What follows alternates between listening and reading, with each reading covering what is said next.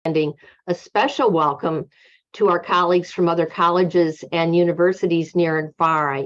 I asked Jessica yesterday how many people that actually was, and it sounds like it's close to 100 or over 100. So that's pretty impressive. And so we welcome all of you. We are delighted to share this space with you today. We hope that our conference embodies the Jesuit value of hospitality and that you feel part of our community of learners. I want to thank the FOTL Planning Committee for their hard work planning this event today.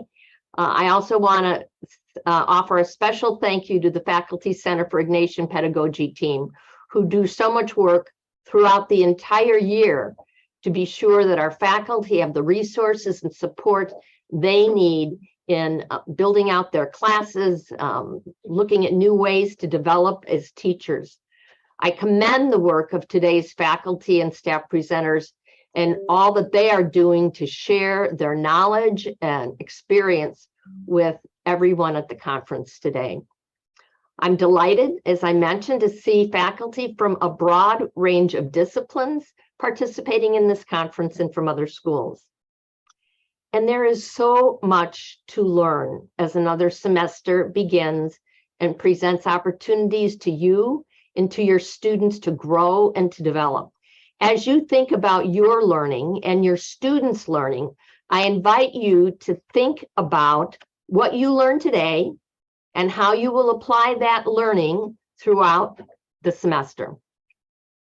Whether it's a course design hack or a chance to change mindset that prompts you to think more about inclusive teaching, the lessons from today's conference can be applied beyond the start of the semester.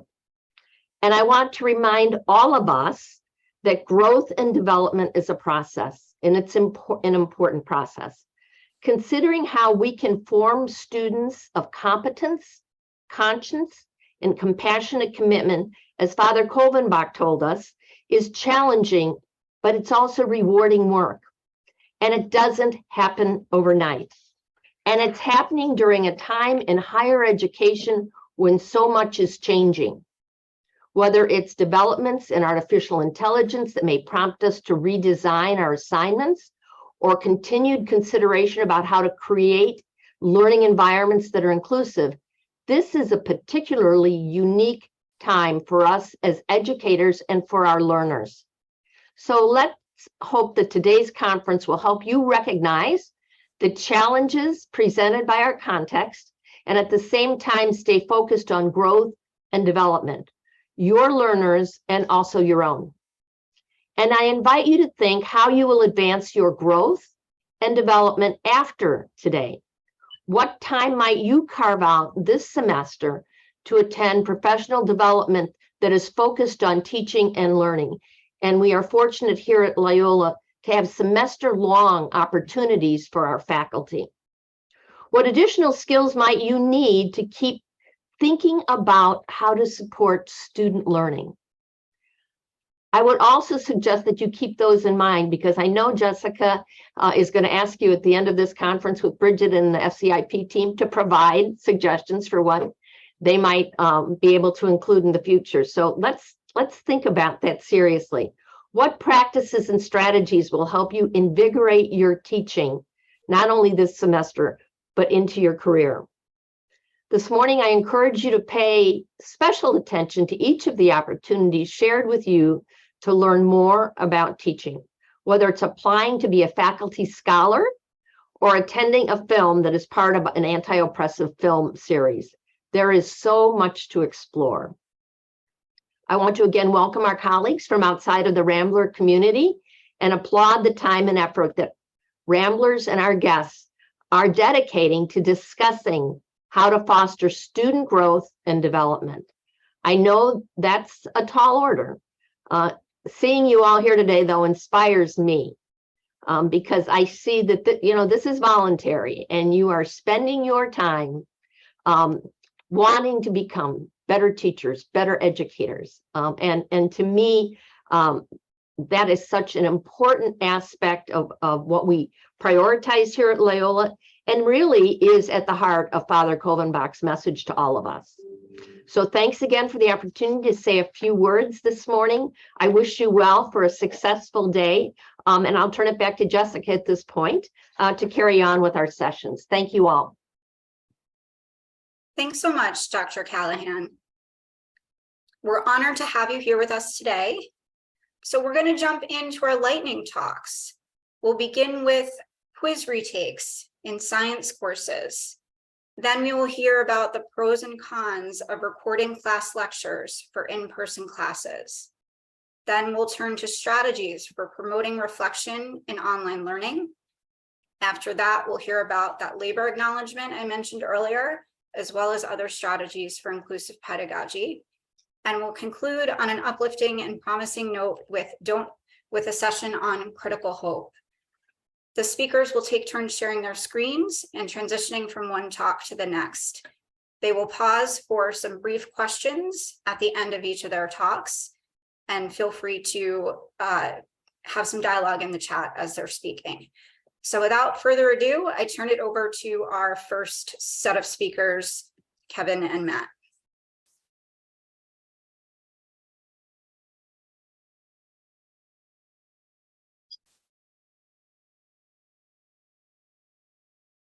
Thank you so much. I need to adjust my Zoom settings real quick.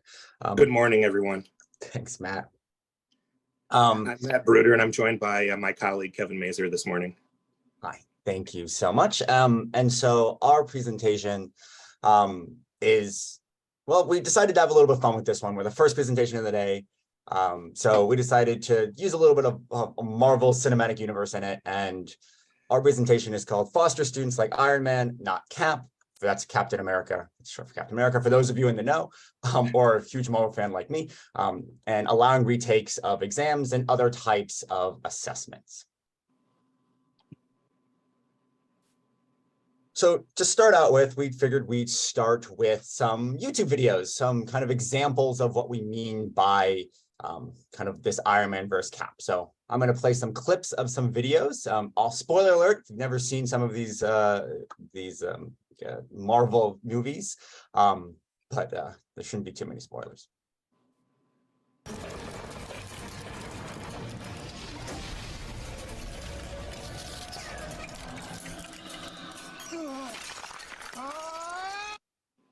Oh, and just for background, these are examples of every time Iron Man learned from his mistakes. But my suit is more advanced in every way. How'd you solve the icing problem? Icing problem.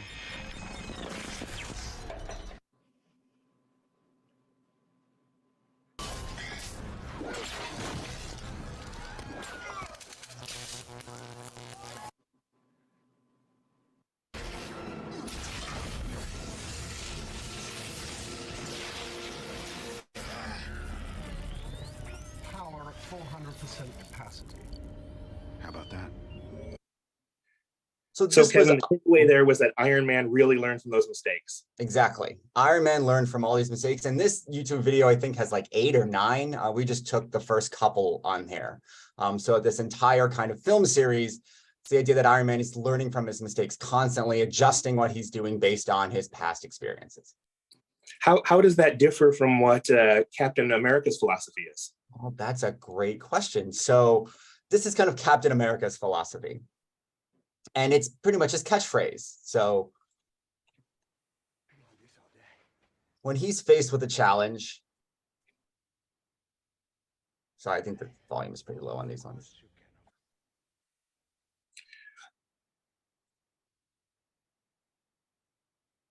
I could do this all day. I can do this all day. Yeah, I know.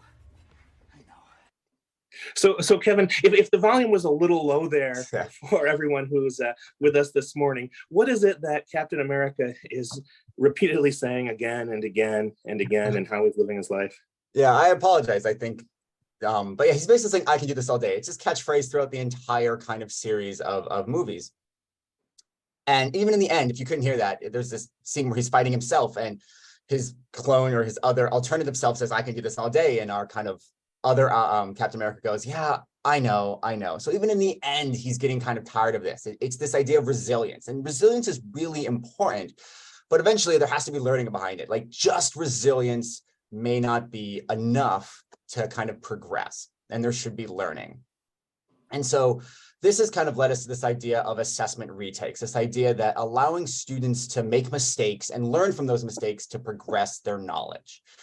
So the rest of this presentation is almost like a series of kind of interviews between the two of us, because we both had different processes, we both had different mindsets that kind of brought us to this scenario where we wanted to allow retakes of our kind of major summative assessments in our course. So we're going to start with Matt. Matt, what led you to doing retakes? Well, I came to Loyola 6 years ago, and I was so discouraged after the first exam that I gave in human anatomy. I was so upset. I was so frustrated. I talked to my dean about it. I didn't know what to do. And he let me know that there really is nothing that says I can't offer a second attempt. So I came up with a procedure. He embraced the idea. And for the past 5 years, I've allowed a second attempt of my first exam. And then this past year, I embraced Kevin's philosophy, and I allowed retakes of all of my exams. I gave a second attempt and even a third attempt when it comes to the final exam. But what about you, Kevin? Why did you begin retakes? So this is the difference of our approaches. I'm much more of, I always think about, and I think we're just different. I think that makes us a really good team. So I started with this idea of like, what is the point of a summative assessment, right? We have summative assessments that are theoretically designed to show what we have learned, what our students have learned, what people have learned. But I feel that there's this blind spot in them that they don't show any of these social determinants of learning. They are this one moment in time. And though we would like to say, yes, this shows what you know in this class, this shows how well the teaching has been and how well your setting has been, but there's so many other things that could go into that. Stress, maybe other classes, test anxiety, and just this infinite number of unknown variables that could maybe not actually have a student show what they know. It's something else is influencing them. So I always felt that was a kind of a challenge that I wanted to overcome. An idea, I'm starting over the course of my career to not really like this idea of summative assessments because I feel like they don't allow for improvement. And no other aspect of kind of our learning journey throughout our lives is there a moment where they're like, you must know this, and if you don't, you have potentially terrible consequences. Now, there are some examples like maybe like heart surgery or flying an airplane, but those occur after years and maybe decades of practice. And so I always felt that this idea of summative assessment was like a missed opportunity. It was a missed opportunity to allow students to potentially learn from their mistakes and grow from that in a course. So our next question, oops, sorry. Oh, I was just going to say that much like Kevin, I want to support my students, and I ultimately don't care if they master the material on the days that I have a scheduled exam. What I care most about is that they're able to demonstrate mastery at some point before the course is over. Yeah. I think it's this shift of we would like to promote that we want to allow the students to learn, to show their learning in potentially another way or another process, rather than maybe just a one-time event. So what was our process? So Matt, what was your process throughout this? Because we did this pretty differently. Well, for 5 years, I allowed a second attempt at the first exam. I teach primarily to traditional freshmen, fresh out of high school. So I was giving them this second attempt on their first exam. It went well. I wanted to expand a little further. So as I said, I embraced Kevin's philosophy, where I told my students the very first day of class, I put this in the syllabus as well, that they're going to be having 3 opportunities for each exam. After the first exam, the second attempt is usually sometime within that first week. Typically, I'm giving an exam what ends up being first thing in the morning. And for my students, that's 7 o'clock. We have lots of availability on the Loyola campus at 7 a.m. And it really doesn't conflict with other courses that the students take. I did find out, though, because our buildings auto unlock at 7 o'clock, I did have to coordinate with the campus police to make sure that we could get in early to be able to take the retakes of the exam. And what I did is that I manually updated my grade book in our learning management system, where I was manually replacing the second attempt and the third attempt grades with the original scores. So as you can see here, my process was, after the exam, there was an exam review. I conducted an exam review by way of Zoom. I had the students come in and see me during office hours. I have about 300 students, so it would be a 6, 7, 8 hour process to be able to talk with students about the exams. We then gave the second attempt and the process repeated. We recorded an exam review session, went over the exams with the students, and eventually they had a third attempt as well that was incorporated into the final exam. Kevin, what about you though? What was your process? So my process, so I've transitioned over from big exams to quizzes a couple of years ago. So when I say assessments here, I talk mostly about quizzes rather than exams. So I'll have an assessment. My quizzes have some short answer questions, so it takes me a bit of time to grade. Then I provide feedback primarily digitally through our learning management system. So I'll design an Excel spreadsheet that presents the students on their performance on their individual subtopics on that assessment, and I'll distribute them to the students so they can see how they did. If students want to come to student hours to look over their individual questions, I allow them to do that as well. And then basically, once I submit their scores, I allow for retakes. And my retakes are more on a rolling basis rather than kind of Matt's are in like these distinctive timeframes. So I basically allow them to sign up for student hours to take the retake during kind of any time they wanted to. So I had some students take them really quickly after it, and then I had some students wait until they were starting to the final to retake their quizzes. So I let it up to them. I also allow them to do this as many times as they wanted. So again, my kind of philosophy was I wanted them to demonstrate learning. And if it take them 2 or 3 times, they wanted to put in that additional effort, I wanted to reward that to let them do that. Finally, I capped the score around 95% so that it gave some motivation to doing well on the first attempt rather than the retake, even though they could still earn an A by retaking everything. So what were our positives of this scenario? Like, what were the really good things that we learned, Matt, or that we saw? Well, when I look at the percent of students that improved on the retake, it was 90%. And how much did they improve by? Well, when we look at both the second attempt and the third attempt, I was seeing scores that improved by over 11%. But the major takeaway is that the students that I'm concerned the most about, those students who were not passing below the threshold for us, which is 75%, 96% of them improved to be able to cross that passing threshold. And when I look at what the students had to say about this process, they were on board. They had pretty positive comments about how it boosted their confidence. It took off the pressure. It eased their mind. It helped tremendously.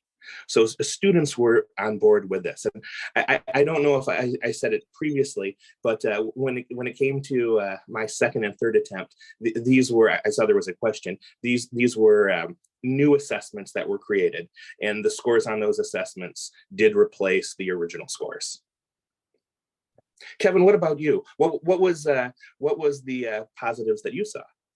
Basically the same thing as Matt said. And just like Matt said, I did the same thing. I would I would basically make a new assessment that had the same percentages. So if I teach microbiology. So if my first assessment had like 15% on, let's just say like a virus, that would make sure that my retake would have the same percentages. So I tried to keep them as similar as possible. But I saw something very similar to Matt. I saw this nice improvement of about 21%. And then again, about 97%, very similar percentages to Matt, below that passing to above that passing.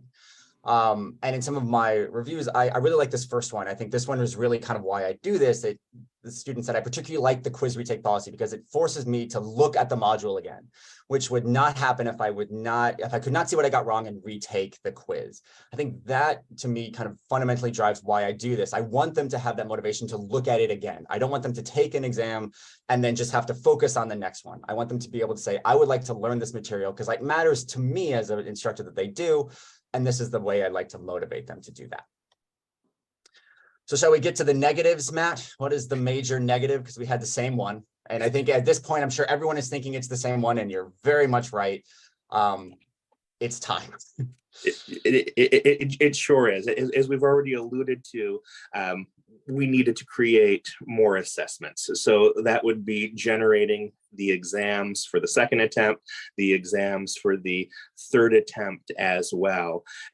We could have automated the process a little bit more, but there was a lot of manually editing on my part when it came to putting the grades into the online gradebook. Yeah, and same with me, because mine is more rolling. The questions are tough to kind of keep writing them. I used a question bank in our learning management system to randomly generate a quiz. So I can make like a question bank of, let's say, 30 questions. And then I can, each time a student takes a retake, they can randomly draw. So everything is slightly different. But that's a benefit of our learning management system, which is Sakai. But it's the time for retakes. It's all of that. It just really does take a lot of time. And it can be alleviated, but it never really goes away.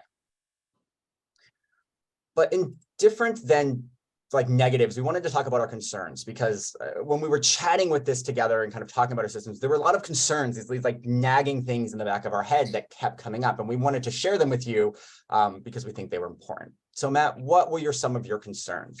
My major concern is that, did we now design a system where there are too many students who are able to earn an A?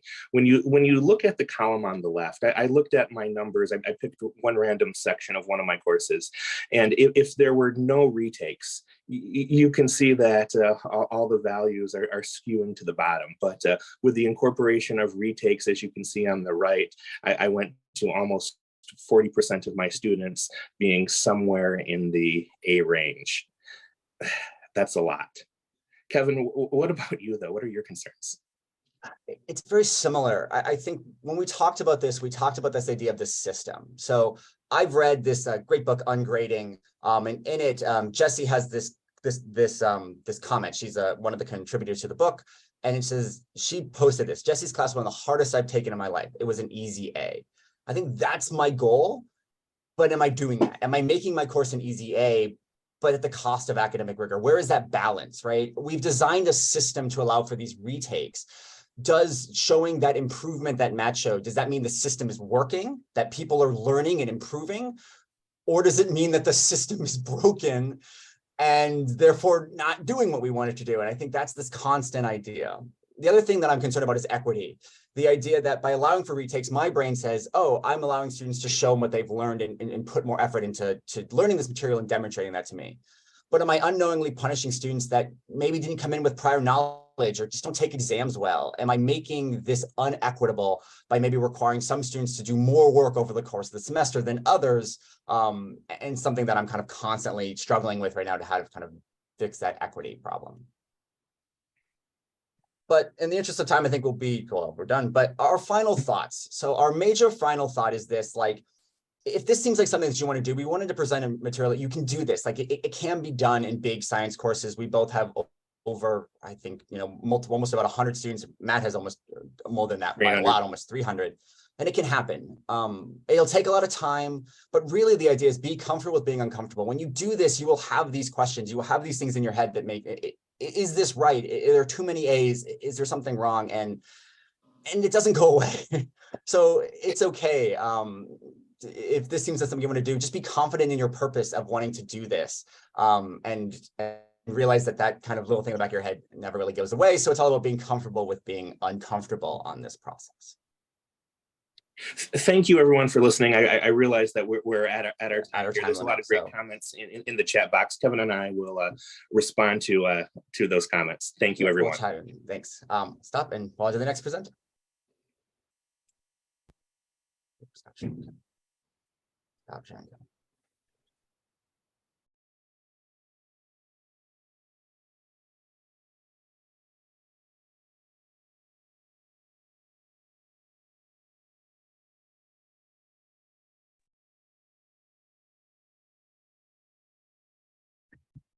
All right, thank you. First, I just wanted to start off by thanking the organizing committee for allowing me to give this talk on the pros and cons of providing lecture recordings to your students. My name is Dr. Jeremy Ritzert, and I'm a lecturer in the Department of Biology here at Loyola University, Chicago. So I just wanted to start off sort of talking about why I thought about this particular topic and sort of what I'd been doing over the last academic year with providing my students lecture recordings. So during the switch to mostly online learning, a lot of faculty became familiar with using digital tools for instruction. And so by continuing to utilize these skill sets that we learned during online learning, after the return to conventional in-person learning may provide additional positive effects to students and even to yourself, as some of these may be able to make time management a little bit more easy. And so addressing the pros and cons of these different skills could help both expose more faculty to these different tools, as well as improve existing strategies. And so today I'm going to provide my experience of recording lectures, something that I was doing during asynchronous type learning, and providing them to my students so that they have access to those regardless of the time. So the immediate pro that comes to mind about providing students the lecture recordings is that it helps accommodate those students. And even before the pandemic, students miss class. And when they miss class, they typically fall behind. And there's a number of different reasons why students miss class. They may be sick, family emergencies, travel emergencies. They may be in different sports where they have to go to different games and travel, or they have practice. For students that are interviewing at graduate schools, professional schools, they may often miss those Fridays or may not be back in time on those Mondays. Or other performances. There's a number of reasons that students don't end up coming to class, besides just choosing not to. And oftentimes students will come and they'll send an email and they say, what did I miss while I was gone? And the immediate thing that I provide to students up front now is I tell them that there are going to be recordings of the lectures. And so students don't need to, send me this email of, what did I miss? Because they're able to access it from the beginning. I provide this, you can use this, you can download the PowerPoint after the conference, and you can nab this example if you choose to use recording of lectures. But I tell them upfront that for every lecture I'm recording the audio and the screen video. So they capture what I'm saying and they can see all of the illustrations and things like that I do on the screen. At Loyola University, we have this great software called Panopto. It addresses a lot of privacy concerns because only students in the course in that section can download and access those videos. So they need to be able to log in and access it through the learning management software. And I tell them, you can't use these recordings outside of the course either.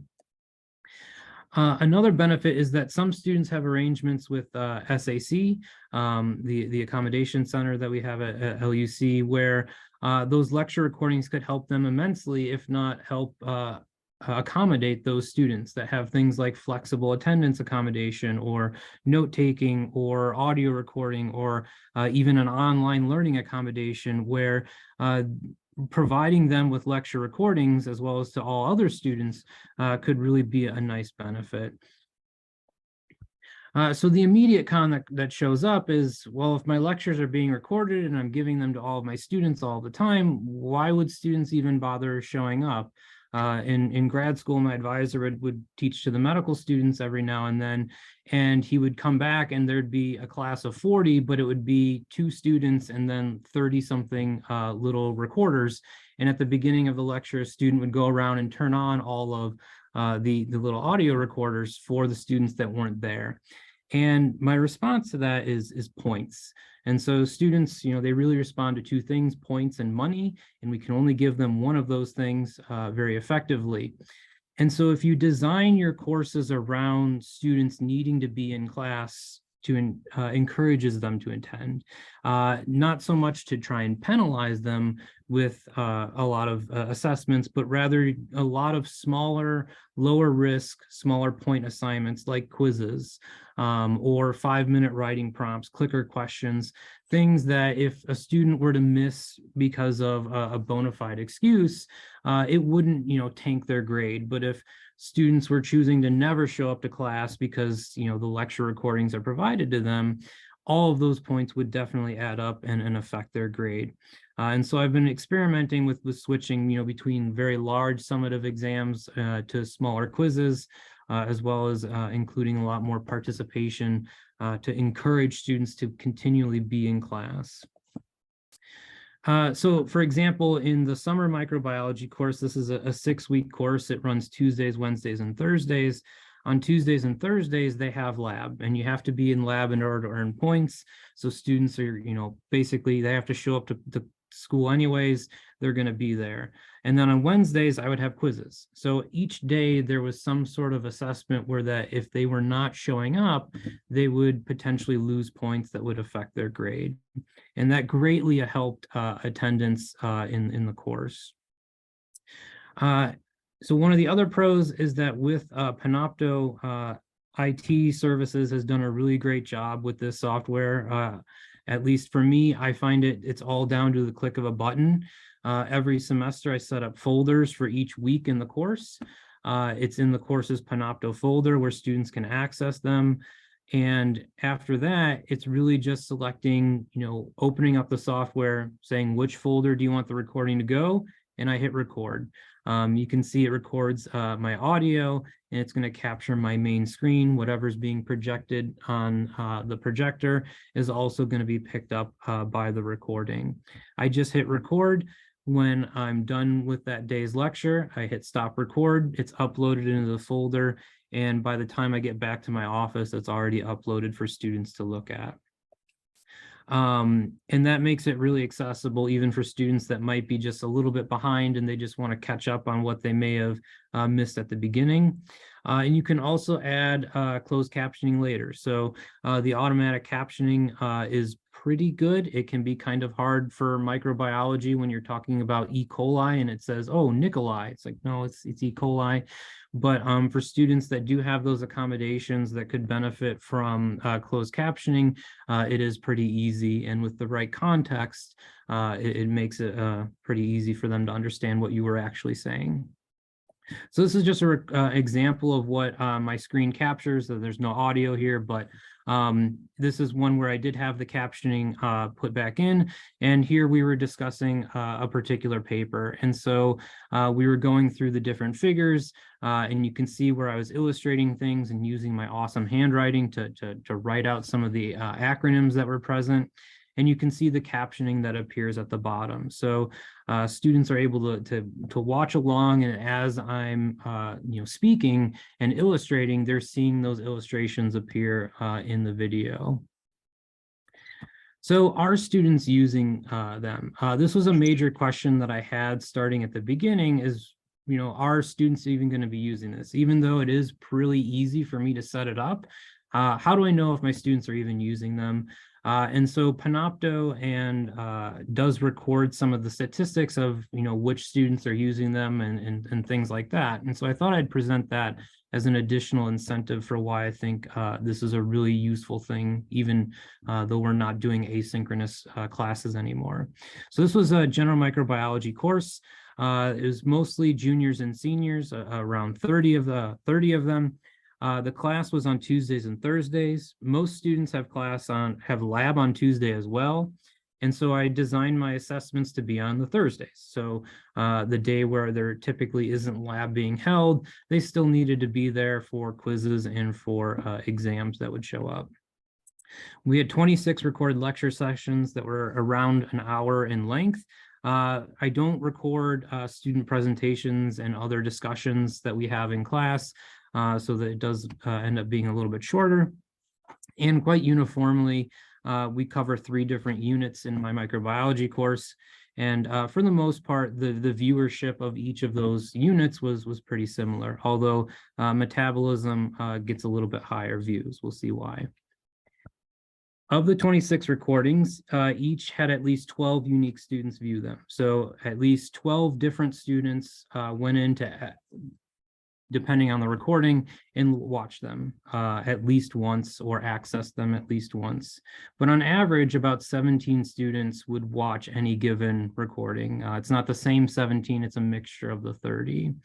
With the max being metabolism. Every one of the metabolism lectures had more than 20 students take a look at them.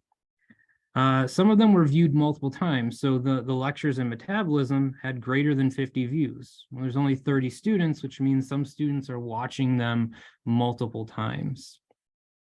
And so in the chat, I'll let you guess how many hours this class of 30 spent watching the lecture recordings over the course of the semester.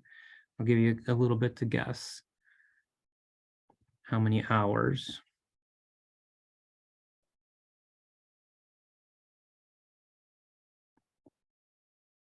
In total, 30, 1 hour, 5 hours, less than 1 hour.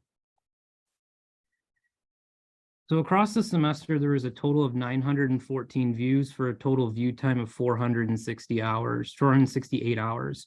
So across the entire group of 30 students for this one course, there is a 468-hour view time, which is quite remarkable because if you add up the number of hours we're actually in class, it's somewhere closer to 40 to 45. So outside of class, students are spending 10 times as much viewing the course, which I think is really remarkable.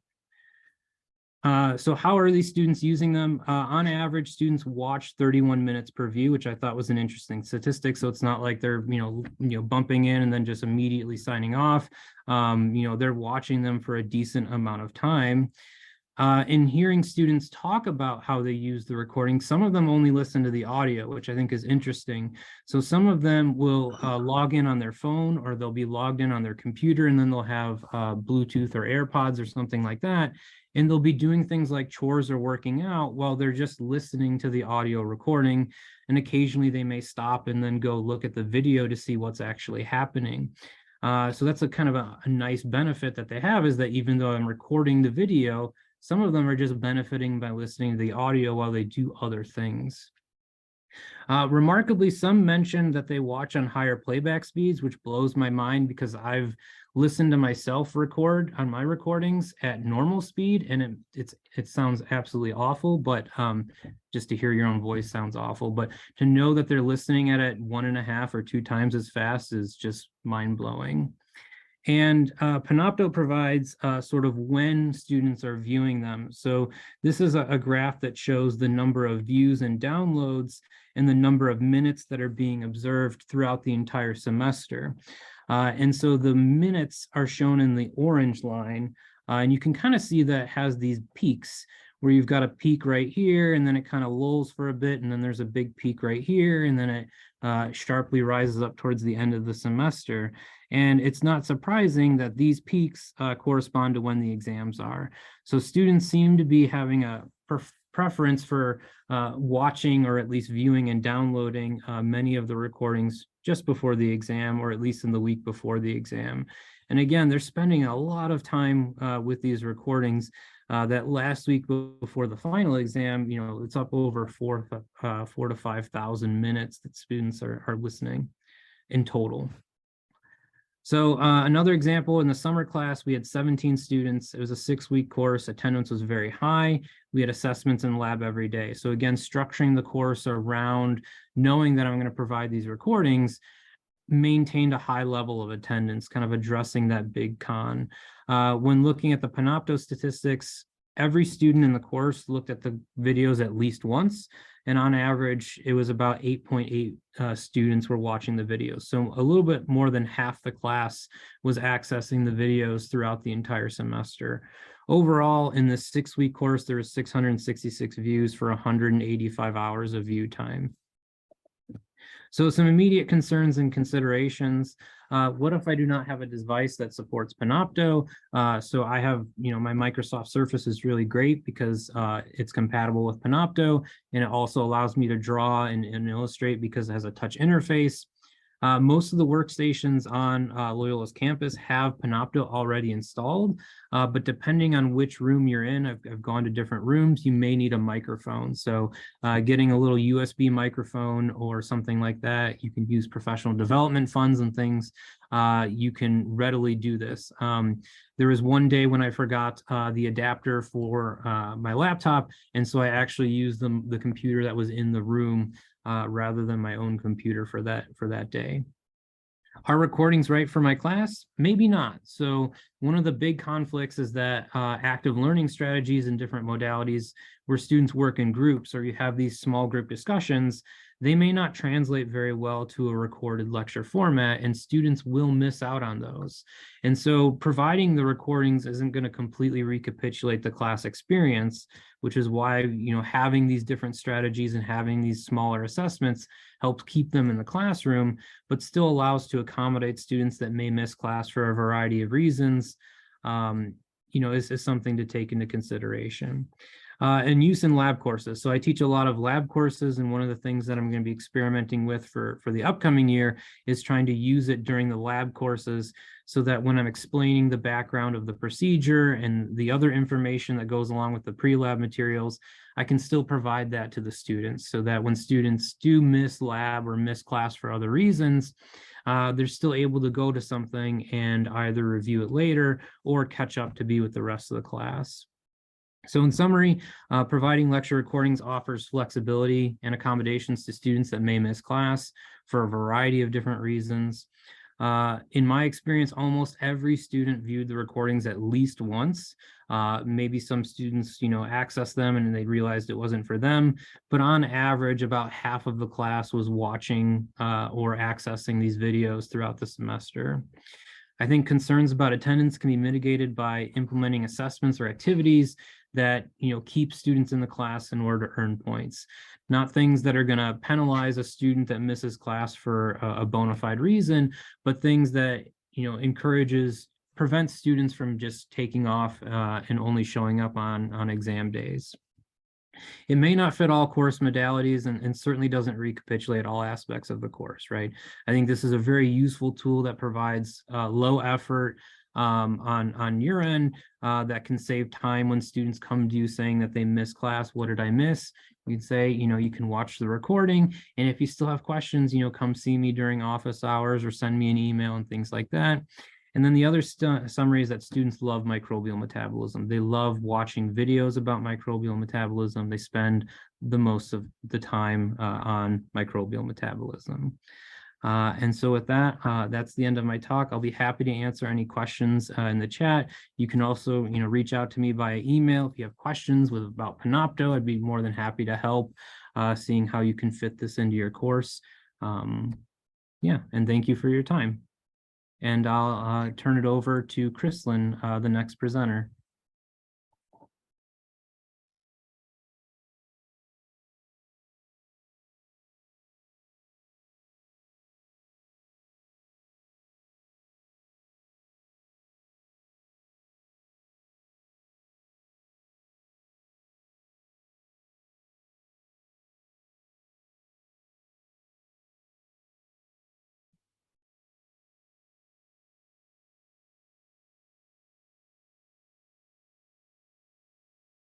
Okay, so hi, I'm Chrislyn Thomas, and I'm the Associate Director in the Office of Online Learning.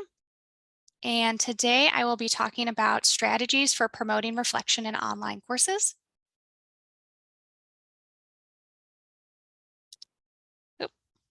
There we go. So quick agenda for today. First, I will talk about some of the benefits for incorporating student reflection in your courses. And then I've broken it down into 3 parts. So first, we'll talk about some methods for reflecting on the content, then methods on reflecting on the learning process, and then some methods for reflecting on growth throughout your course. Okay, so first, why should we try and incorporate student reflection in courses, maybe particularly online courses? So there is a study from Chang 2019. He had 4 online courses and intentionally incorporated reflection into the assignments, and then did some interviews with 25 students from the courses. And from those interviews, there were 5 emerging themes that students mentioned. One was that they had a greater depth of knowledge by participating in the reflections. And then also they were able to identify areas for improvement. So before they submitted an assignment, they were also working on their reflection. And through working on that reflection, they realized, oh, I missed this section, or I need to add this or improve that. So it gave them the opportunity to revisit what they had done for their project and maybe add in anything that they missed. They were also able to personalize and contextualize the knowledge. So they took the content that they were working on in their course and they were able to apply that to their lived experiences. And then what was nice is they shared their reflections. So they were able to hear what other students were thinking about the content and how they connected it to their lives. So they were also able to have some comparative references and see the content applied in ways that they may not have on their own. And then also they were able to make connections within the content. So for this particular course design, this instructor decided to have each assignment build on one another. And through the reflection process, students were able to see that trajectory and see how each assignment related to one another and the overall goals of the course. And then we have a working paper here by Di Stefano et al. In 2021. And this is an interesting one because it's several experiments in one, and they were comparing practice with practice and reflection, and then with practice, reflection, and sharing. So one of the experiments they did is participants had a certain amount of time to practice this new task. And then there was another group that had time to practice the task. And then the end of the session was used for reflection instead of continuing practice. And then the third group were able to practice, reflect, and then share their reflection. And so they were able to find that there was a greater improvement in performance between the groups that just practiced and the groups that were able to reflect and share, and then even a smaller boost between just the reflection and sharing. They didn't find very much difference if the participants were just told that they were going to share, but they didn't actually do it. So it was actually the verbalizing and talking with peers that seem to make a difference. And then this can also be one method to implement anti-oppressive pedagogy online. So Val Carlos et al. 2020 has a really interesting paper here where they looked at online teaching to see how anti-oppressive pedagogies were being implemented. And they found that this is quite new to online, but one method of doing this is through designing your course with reflection and discussions. So they say that both reflection and dialogue are at the heart of anti-oppressive pedagogies as a means to analyze the power dynamics embedded in education and society and to democratize the construction of knowledge within the classroom. Now, I have a note here for sort of a disclaimer. So just because you do reflection and discussion in your course does not mean that you're doing anti-oppressive pedagogy. This needs to be very intentionally designed. The authors state that because it is not the activity itself, example, reflection and discussion, that characterizes anti-oppressive pedagogy, but how the activity is used to question truths and challenge power dynamics. We urge anti-oppressive pedagogies, anti-oppressive educators and researchers to ensure that their theoretical frameworks have clear and purposeful connections to their pedagogical decision-making, and to make those connections known through the inclusion of reflective practice descriptions. So just an anecdote, just because there's a discussion board in your class does not mean we're doing anti-oppressive pedagogy, but if you use it intentionally, it's one method to do so.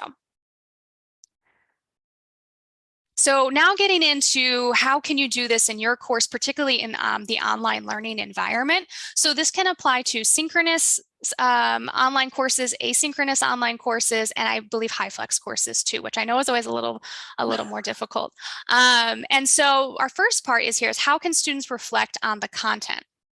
And this first point may seem slightly obvious, but I have noticed from instructors that pausing in the online environment can be a little bit more uncomfortable than pausing in a face-to-face class. So I do recommend making sure that you intentionally pause throughout your lecture to give students time to reflect and process the information that you're giving them. So one way that this can be done in a synchronous session is, say you sort of hit your main point or a good stopping point in the lecture and say, okay, let's pause, let's turn off our cameras, maybe stand up and stretch. And while you're doing so, think about X, Y, and Z. So that gives not all students process at the same rate. It gives them a chance to think about what you said, and particularly if you give a prompt, give them a second to review that as well. And then when you come back, you can either have them share in small groups or share as a large group on the prompt that you gave them. And then another option we have here is 1-minute papers. This is another tried and true method for reflection on content, but this can be done online as well. So if you're in a synchronous session, you can end about a minute early. So you have 1 minute to write this paper. Don't go over. You don't have to overdo it. And then students can either submit that to the assignments tool in Sakai if you just want to give them one-on-one feedback, or the discussions forum if it's something that would benefit from their peers seeing what they wrote. And one thing, I want to go back 1 minute to the pause. I forgot to mention, you can also do this in an asynchronous class if you're doing, say, a recorded lecture. So as you're recording your lecture, you can say, and here's a great place to pause. Take a moment, think about, give them the prompt, and then you could even have them respond to that in a discussion forum or in the assignments tool. So this kind of hits 2 points. One, you get them to reflect, and two, you can see if you give the instructions in your recorded lecture, you see who's watching the lecture and where they got to. So that's 2 benefits you have there. So jumping ahead to point 3, another tried and true method of reflection on content is exit slips. So if you're in the classroom, you may have done this by having students write on a piece of paper, maybe their muddiest point or their biggest takeaway from that day's class. And you can do that online as well. So there is polling within Zoom, and there's also digital whiteboards such as Padlet or Jamboard that you can use to collect brief reflections before students leave the class for the day. And then lastly, we have making connections. So have them take the content and connect it to something else. So I had the privilege of being in Dr. El Ashmawi's class in School of Education this past semester, and she did a great job of this, of setting it up where what we would do is she would let us know ahead of time for the synchronous session and say, we're going to do a little art tonight. So we're going to talk about the content, and then you're going to turn it into art and share it with your peers. So make sure you have some art materials with you. So some of us are parents and had Play-Doh, we could have markers, just pen and paper.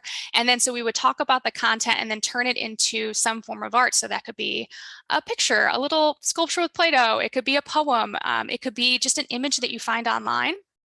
And then you share that with your peers. And so that's just another way to give students a chance to reflect in more of a creative way. And then they get to do that sharing afterwards too. So you could share by either having students share their screen. They could take a picture of what they created on their phone and then email that to themselves and share their screen that way. Those of us who had sculptures could just hold them up to the Zoom camera. So I thought that was an interesting way to do that as well. All right, next we have here reflecting on the learning process. So you don't want students to, although you want students to reflect on the content, it's also really beneficial for them to reflect on their learning as well. So another way to do that is just have students highlight their what went well and their challenges when submitting assignments. This is another one from Dr. El Ashmawi's class. I really enjoyed it. And so what she had us do is when we submitted our final papers in Sakai and the assignments tool, she allowed for inline text and submissions. And so in that inline text box, we just wrote 2 to 3 sentences about what went well, what challenges we had. And what was nice about that is then you can give feedback directed at the students' challenges. So say a student's having a lot of trouble, or they're not sure if they're using quotations in the right way in a research paper.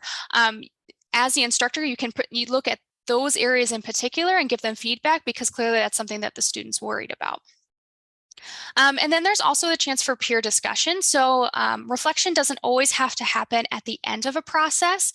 It could happen throughout the learning as well. So say they have a big project due at the end of the semester, you could use synchronous sessions or discussion boards to put students in smaller groups and have them talk about where they're at.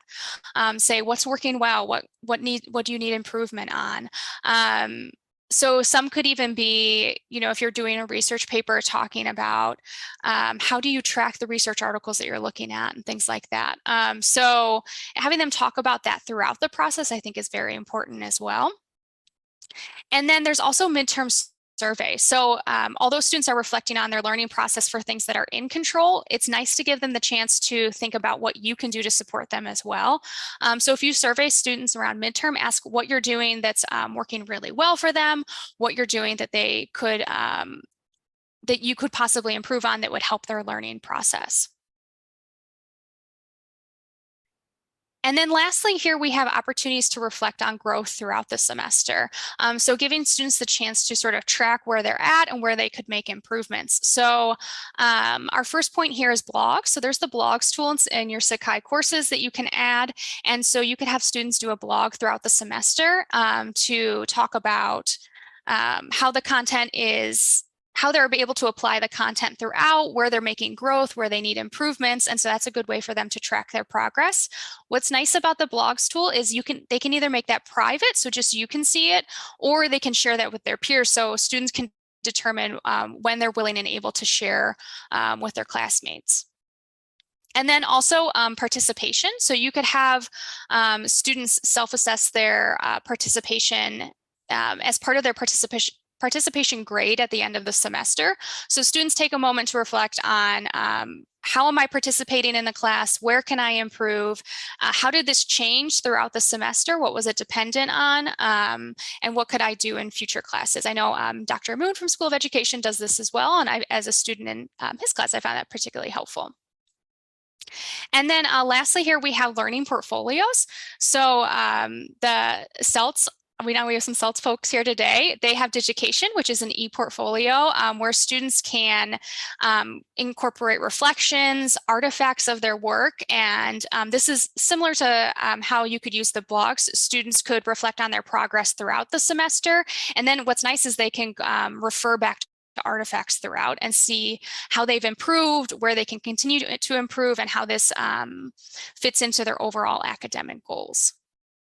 So that's a little bit on different ways we can reflect. I'm happy to share these slides out afterwards. These are the references for those articles that I mentioned in the beginning.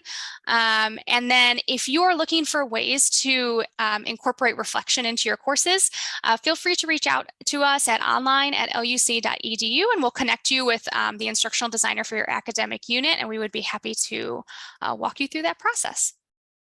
And I am happy to answer any questions that came in the chat as well. And I'll turn it over to you, Justin.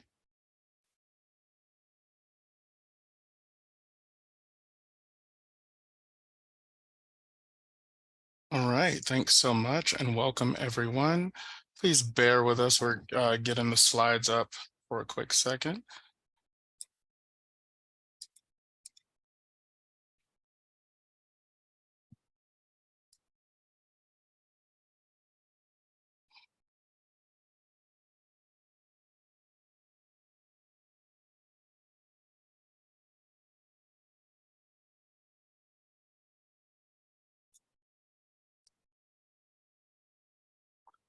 Wonderful. Thank you, Jessica.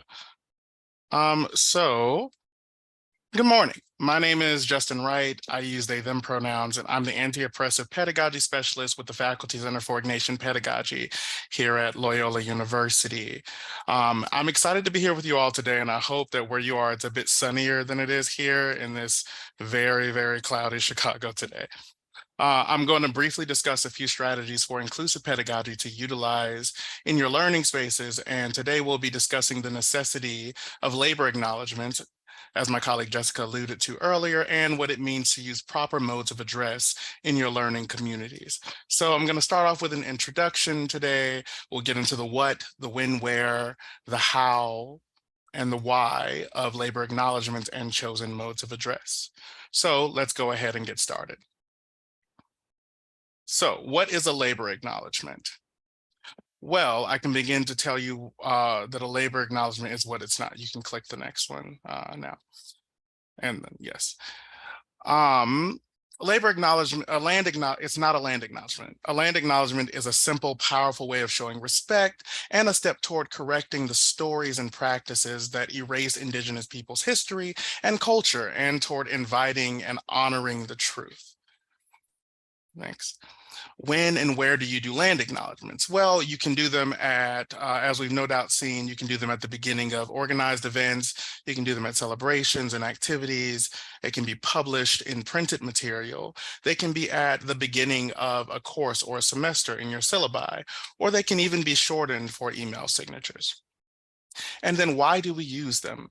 Well, the purpose of a land acknowledgement is to recognize, respect, and affirm the ongoing relationship between Indigenous peoples and the land. Land acknowledgements also raise awareness about Indigenous histories, perspectives, and experiences that are often suppressed or forgotten.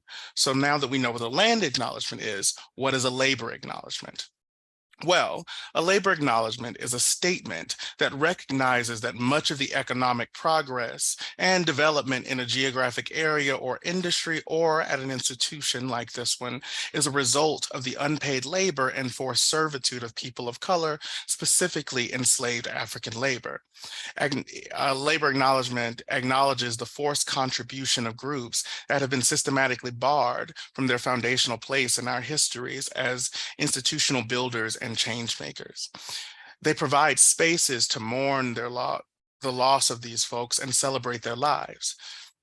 They also function to pay homage and honor to the many whose names time may have forgotten or willfully omitted. And they also allow a space to recognize the reality of white supremacy and systemic and institutional racism in our histories. So when and where do you use them? Well, you can use them at the beginning of organized events, much like a land acknowledgement, at celebrations and activities, published in printed materials, the beginning of a semester for a course or program, so in your syllabi, right? Or shortened in email signatures or in other ways. So now, why do we use them? Well, we use them according to Tara T.J. Stewart in an article in Diverse Issues in Higher Education. Labor acknowledgements are one way to honor and remember the violent histories and legacies of settler colonialism, and to collectively begin to acknowledge the historical labor that has allowed our society to get and be where it is today. Then we've continued to struggle to reconcile, to redress those histories and legacies. So through labor acknowledgements, we can begin these processes of acknowledgement, recognition, and honoring, knowing that these are indeed parts of a process toward a more inclusive pedagogy and not one and done solutions. So how do we use them? Well, these acknowledgements can be tailored to your institution, your course, or your personal organizational missions or values. Our FCIP labor acknowledgement looks like this, and I'll read it. The Faculty Center for Ignatian Pedagogy is dedicated to equity and access in education. We acknowledge how white supremacy, the exploitation of enslaved people, and systemic discrimination and oppression built and continue to inform the educational system in the U.S. We strive to dismantle the effects of these dynamics by co-creating professional and personal growth opportunities with and for all instructors. This is one way we enact our Jesuit values of continual reflection, respect for every individual person, and building a more loving and just community. We center the voices, experiences, and expertise of historically marginalized individuals. We assist Loyola instructors in facilitating learning experiences for their students that promote social justice and work towards anti-oppression, thus creating a more holistic, accessible, and transformative educational experience for every Loyola student and instructor. You can find other examples of a labor acknowledgement and links to ours at the end of this slide selection that will be provided for you after the conference. So let's move to the next part of this presentation, chosen modes of address. What do I mean when I say that? So what are chosen modes of address? Well, some folks might have heard this more commonly as preferred pronouns or preferred personal pronouns, right? We use the language of choice, though, chosen modes of address, because we want to be inclusive of all the ways a person might ask to be addressed. We also want to know what name people might use as well as the pronouns they might choose, although some people prefer not to use any pronouns at all, and we'll get to that in a bit. Because these modes of address are deeply personal, they're often chosen and not presented or understood as a preference. The word preference indicates a favoring or liking of one thing over another, which tacitly permits others to honor that preference or not. So to avoid that, we use the language of choice. When and where? Well, you use them always and everywhere. Why do we use them? Well, in educational spaces, students are either affirmed in their personhood or denied in their humanity. This is the difference between an unsafe, unwelcoming space that precludes student learning because they're preoccupied with having to survive, and a space that is safe and inviting, this educational environment that allows all students to learn to their potential and to thrive. Brain science reminds us that survival mode is not conducive to learning. Why is this important here for us at Loyola? Well, we believe all students deserve to be respected and affirmed in their humanity and feel like they belong and can succeed in their education. Our Jesuit heritage compels us to care about people as whole unique individuals who are each deserving of compassion and care. And we all want to meet the evolving needs of our students, and we must grow in our knowledge, skills, and attitudes to be responsive to the changing times and contextual realities of the worlds we share together. Why is respecting chosen modes of address important? Because one's usage and choice of personal pronouns or lack thereof are important to people's sense of identity, integrity, and therefore value and safety. At a base level, it's important to address how people wish to be addressed. You wouldn't want to be called out of your name, so then why would you call someone else out of theirs? Why would you misname someone? So let's get into the how of modes of address. So how do we use them? Well, you have names first and you have pronouns. So names can look like any way a student might want to be properly addressed. This means that the name that you see on the roster may not be the name they wish for you to use. There can be many reasons they want to be referred to by a different name. Maybe their birth name does not adequately reflect who they are now. Excuse me. Maybe it doesn't reflect their gender identity. Maybe it doesn't reflect where they are in their lives at the moment. So they want to use something that is a reflection of their whole true self. Maybe they go by a middle name or a nickname, whatever that case or reason, they've decided to use the name as shown. They've decided that the name as shown on the roster is no longer adequate. So they have given you a new name to call them. They've introduced themselves to you with a new mode of address. So you should accept it and use it. You also have different personal pronoun types. So some we are more familiar with, and you can click the next one. Some we are more familiar with are she, her, hers, herself. He, him, his, himself, pronouns that I use, they, them, their, themselves. And then you have some others that may be less familiar. You have it, itself, one, oneself. And then you also have pronouns called neopronouns, which are a category of pronouns that exist beyond conventional address. She, shem, sheer.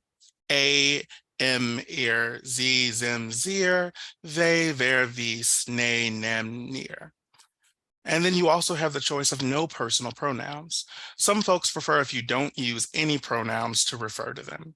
Some people don't feel like personal pronouns are helpful for them in articulating who they are or understanding themselves. So for whatever reason, they don't connect with personal pronouns.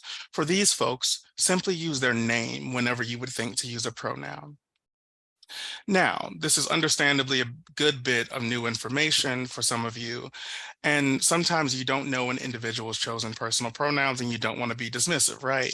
So what's a safe default when you don't know? Well, using third person pronouns like they, them, their, themselves can always work as an initial neutral. Or alternatively, you could just forego the use of any pronouns and use the individual's name. Listen, know that we all make mistakes and will continue to, because none of us are perfect. However, being open to new knowledge helps us to grow and continue in our aspirations towards excellence. When we learn, we ensure that we may make mistakes, that though we may make mistakes, we don't continue to make the same ones over and over again. You can go to the next slide now. And as a last note, we must remember that personal pronouns are in fact personal, meaning that they are self-descriptive modes of address. This means that in truth, one's personal pronouns are not and should not be assigned communally. Personal pronouns and other modes of address are tools of self-description that the individual decides and then presents as a gift to the rest of us so that we might refer to that individual with the foundational dignity and respect they are owed. And they are a gift, because our acceptance of that gift means that we are all standing together in a space of communal respect. It means an agreement the agreement that I respect and affirm your humanity, and you respect and affirm mine in turn. So thank you for our time today. If you have any questions, please go ahead and throw them into the chat. And you can find other examples and resources at the end of this slide section, along with a more explanatory video about how to use chosen modes of address that will be provided for you after the conference. And I'll pass the torch along to the last lightning talk for my colleague, Susan Harmon. All right, thanks folks. It's a privilege to be with you here today, sort of ending things. I'm Susan Harmon. I'm the Associate Director for the Center for Engaged Learning, Teaching, and Scholarship here at Loyola. And with that, I specifically work with our University Service Learning Program and our office's faculty development programs. So just a couple of notes: critical hope and all of it, big topic, short amount of time. So happy to be in further conversation if this captures your attention. The other thing is a faculty colleague of mine was razzing me when he saw the title and said, "Oh, are you going to talk about the woo-woo stuff?" And I said, if by woo-woo you mean human emotions, yes, they will come up. So I will be discussing indeed human emotions, both yours and your students, but we are going to get to some really brass tacks, pragmatic, small scale practices that you can include in your classroom. So if you're a little concerned about that, or maybe shifting to your email or thinking about logging off, please hang on with me. We'll get to some of the brass tacks pieces. So just want to take a second. We are on the semester system here at Loyola, and just want to invite you to reflect sort of which one are you as you are thinking about sort of approaching the next semester. Are you a good vibes only type of optimist, ready to go and ready to curate that space in your classroom? Are you the kind of person who's sort of a realist, might you say, and is really sort of reflecting on the last couple of years we've had and maybe believing sort of we are in indeed the darkest timeline and believe that it's important to acknowledge that? There's not a right or wrong in either direction, right? Because I think there can be vicious ends. I come from a moral theology background, to either end, right? One, I think the really realistic aspect of really acknowledging, seeing where we're at, bringing and taking, giving language and name to, I think, a lot of the experiences that all of us have had and the reality that we're in right now is really important. But if left unchecked, it can lead or encourage folks to the point of despair, right? So the stats you see on the left are from a recent CDC poll of 18-year-olds. And that's been ongoing. And as you can see, sort of the rates of high school students feeling just persistently sad or hopeless has been going up and up and up, likely as a result of some of the experiences they've had. In particular, I really want to note the level at which LGBTQ teens experience that. I think especially for some of us who are older, and as someone who's queer identified, I think we can make an assumption that because things are quote unquote better, folks feel better about it, when indeed we really need to be supporting our LGBTQ youth. On the other side of that, right? So if you're like, well, I don't want folks to go into despair, then I just need to be as positive as possible. We can get into a level of toxic positivity, right? Which is that space when someone does come to you with a hard emotion, you might unintentionally sort of in an effort to sort of lift the mood, indicate that sort of your own comfort is more important than being present to that emotions. So a hard space to hold, right? Especially if you have sort of a personal inclination one way or the other. So I want to introduce the idea of critical hope, both because our students need it, but also, and how do we support them, but also we need it as well, right? To the left, you'll see literally a very cursory search that I did this morning on higher education burnout, which had a laundry list both of scholarly articles and taglines about the level of burnout that we're seeing from colleagues. People in general seem to be feeling like they're doing worse at their job. Again, I think because of the result of what we've had to undertake. And I do want to take a moment and also say, right, no amount of hope can fix systemic issues of the ways in which especially sort of our POC faculty and female identified faculty often and junior faculty will carry disproportionate burdens, the oppressive systems within higher education. But I think we need to take a second, and for us, thinking about where we can bring a potentially critical hope into our own lives in teaching to be one support amongst many, particularly if we are feeling burnt out. So with critical hope, I'm pulling my work here from a couple of different sources. One is a recent publication by Carrie Grain, who's an educator, an instruction educator. Her work's interesting as well because not only does it include pedagogy theory, but it also connects specifically to, she looked at the neurology of sort of what tends to stimulate motivation and resilience in students and tried to make connections. But I'm also pulling from, and this is a seminal essay, Notes to Educators, Hope Required When Growing Roses in Concrete, by Jeff Duncan Andrade. If you haven't read it, I would highly recommend it. It's very short and speaks to some great underpinnings of that approach. I'm also bringing Ignatian pedagogy in, and particularly some of the writings of Adolfo Nicolas. So for our colleagues who are from non-Jesuit institutions, I will be talking specifically about some stuff that speaks to our identity as a missional institution, but I would invite you in those spaces. How does this maybe interact with your own institution's mission? Where do you see differences? Where do you see similarities? Or even your own personal, again, orientation towards teaching and the rest of it.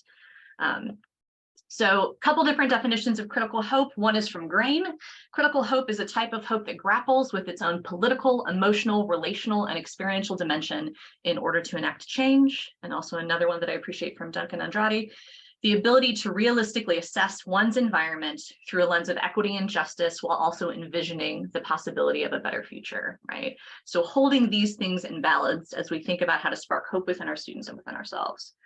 So where it connects to our Jesuit mission at Loyola, specifically, I think critical hope invites us to sustain that commitment to social justice that is at the root of why we educate our students, but without sort of a descent into doom scrolling, right? And one of the I think things that can happen is when we really recognize the ways in which the world is broken and in need of healing and in need of inspiration, it can be overwhelming, right? And I know I can get sucked into my own phone's feed or believe that fundamentally what I'm doing does not make a difference in terms of making large-scale systemic change to educational inequity. And it can be very easy to give up or believe that what I'm doing is not worthwhile. On the flip side, right, critical hope also helps us, again, authentically believe in the transformative capacity of human effort and imagination, right? We talk about transforming lives. We believe that we are educating our students for the impact that they will make on the world that is deeply transformative in ways both large and small. And this is wonderful, sort of high vaunted language. And I think critical hope can also remind us that we're trying to spark transformation within a world that has deeply complex systems, right? And how to acknowledge, weave those in, and orient in sort of our rooted current context, and also just address as well the practical realities of a lot of our students. So I think that's really essential. And then this is just a quote that I think sort of sums up both the need for critical hope very well. Real creativity is an active, dynamic process of finding responses to real questions, finding alternatives to an unhappy world that seems to go in directions that no one can control. And that's from Adolfo Nicolas, who was a Jesuit and sort of former superior general of the Jesuit order. He passed away a few years ago. So a couple of elements and components of critical hope to sort of acknowledge, and this is pulling both from all of our sources and some of my own work as a philosopher of education. And we have sort of limited time, so I'm going to kind of slide through this. One, it's personal and affective, right? It acknowledges that this is a practice that you maintain. It also talks specifically about the emotions that we feel. That there is a quote specifically from Grain: anger and grief have a seat at the table, right? There's a space and place we need to talk about this. We need to allow for that. And I would, again, introduce for you as an instructor, sort of what's the anger that you are feeling on the other side of the pandemic? What's the grief? What's the frustration? Where's there space for that, for you to sort of acknowledge that? It's critically aware, right? Critical hope acknowledges social and historical traumas and realities. Justin did a fantastic job of addressing some of the ways in which we can acknowledge that through their previous presentation, really fantastic. And also talks about material hope, right? If our students don't have some of their basic needs met, it's going to be really hard for them to be hopeful about the future. If they're specifically worrying about where their next meal is coming, if they're struggling with housing, not only will that be detrimental to them being successful in your class, but also feeling hopeful about their own education. And so where are the ways in which we can support them through basic needs? The other piece is the skill set, right? This is where your instruction comes in. What are the skills? What are the essential talents, viewpoints, perspectives that you are equipping with to engage the world, right? You are participating in material hope when you are educating your students by giving them these skills, by encouraging that, whether that is directly through your discipline or whether that is indirectly through, I think, inspiring sort of solid habits and scholarship. And then finally, world affirming and realistic.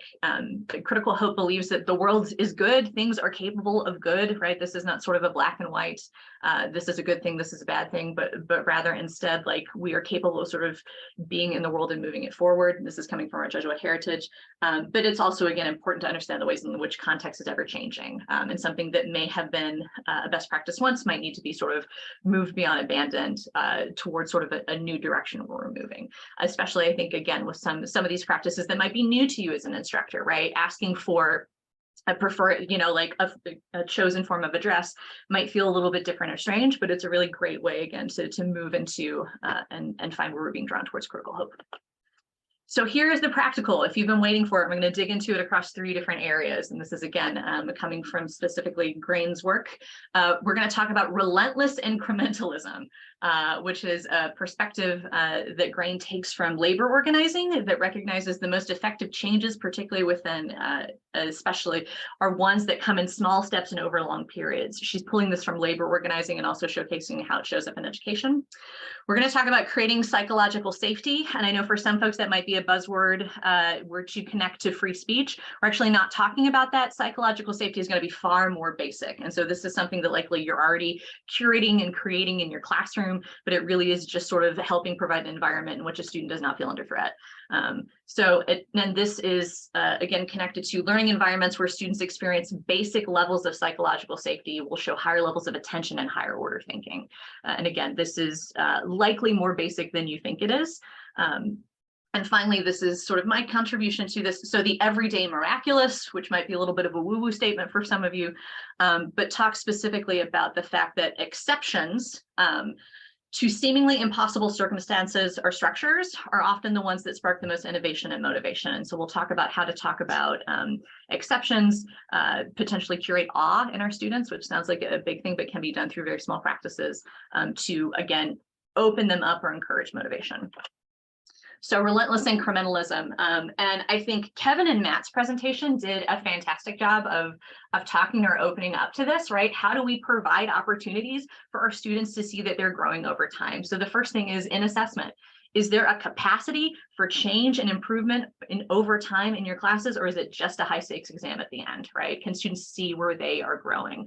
I saw in the chat an earlier question during their presentation specifically about like, what are some of the other opportunities for assessment that might occur? So thinking about the assessment structure of your own class, like, can students see where they're moving forward and growing? Feedback, how often and what form do you give students feedback?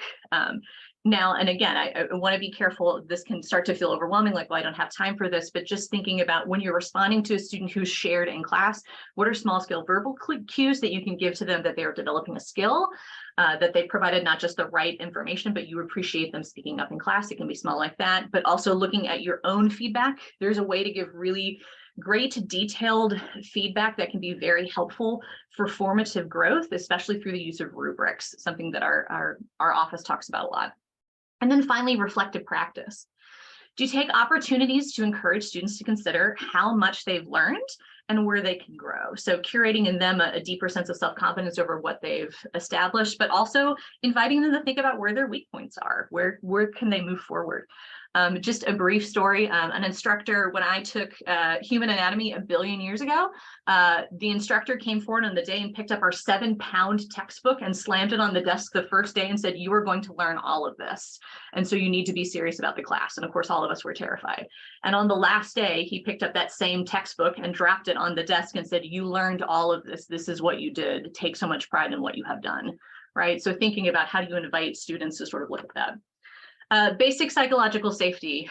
I'm going to fly through these to make sure that we're meeting time, but just this is a way, and this is based partially off of both Grain's work, but also polyvagal theory, which is coming out of counseling psychology, which recognizes the ways in which if our, really sort of our limbic system, if we are activated in an alert setting, which many folks are because of previous trauma or circumstances or stress, it's going to limit the range of behavior that we can manifest and psychological adaptability.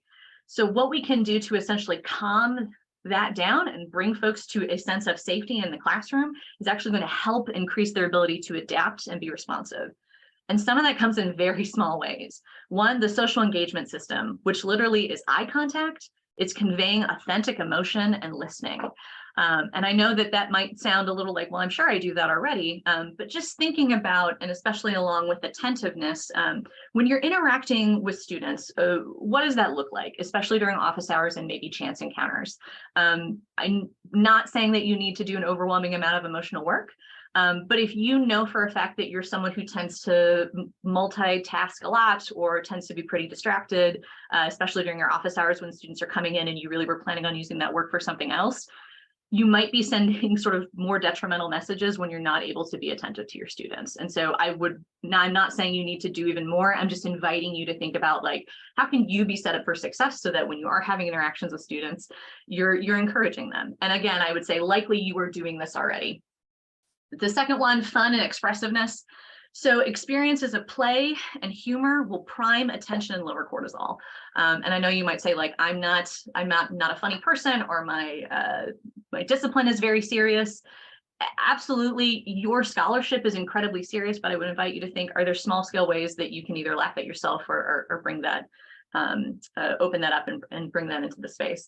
Ryan Leach, who's a great instructor here at Loyola, gave a presentation a while ago talking about how to sort of spice up lectures. And he talked about the fact that every now and then he will intermittently put in a picture of a baby animal when talking about a mathematical theorem as an example, to just sort of engage his students. I remember that, and I remember that mathematical formula. I'm not one of his students. And so again, thinking about, are there things that you're excited about? Are there things about your personality that you can invite students into?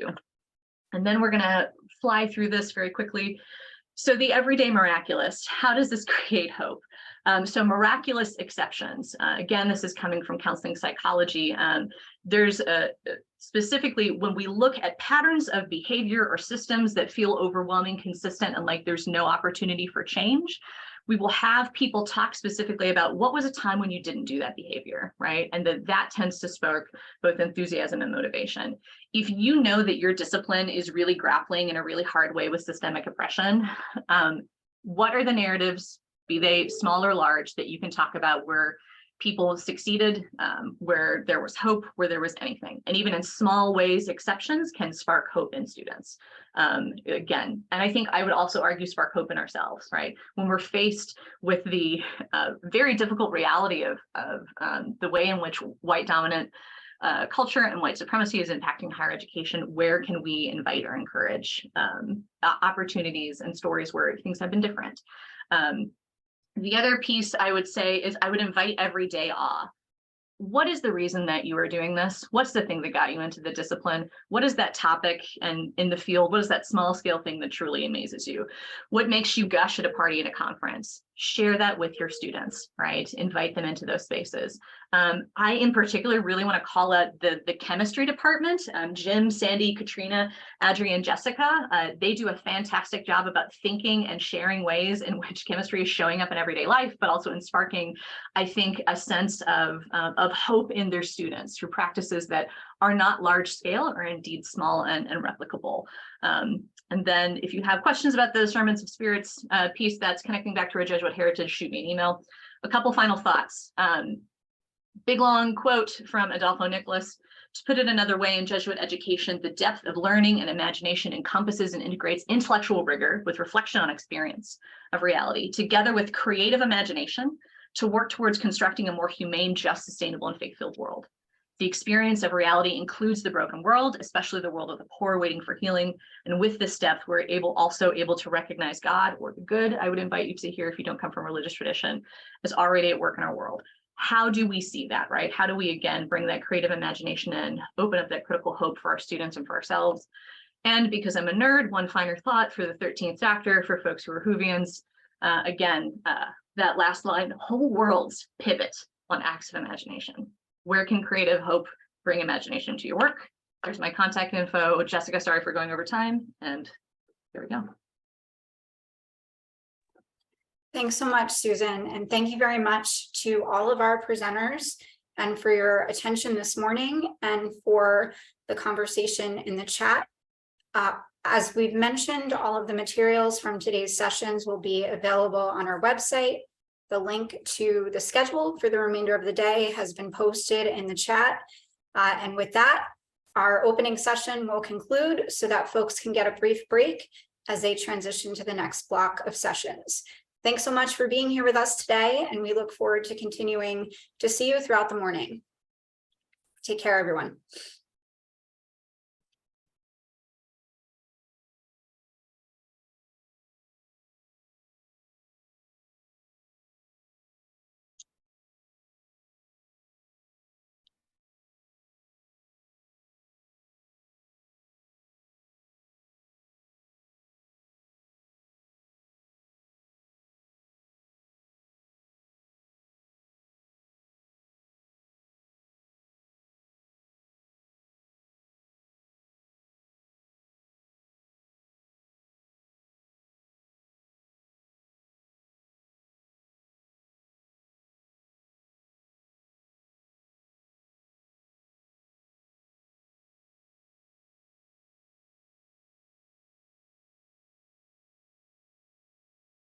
Thanks again, everyone, for being here with us for the opening session. We're going to close this Zoom room as we transition into the second part of our morning.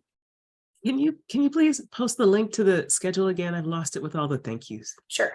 Thank you.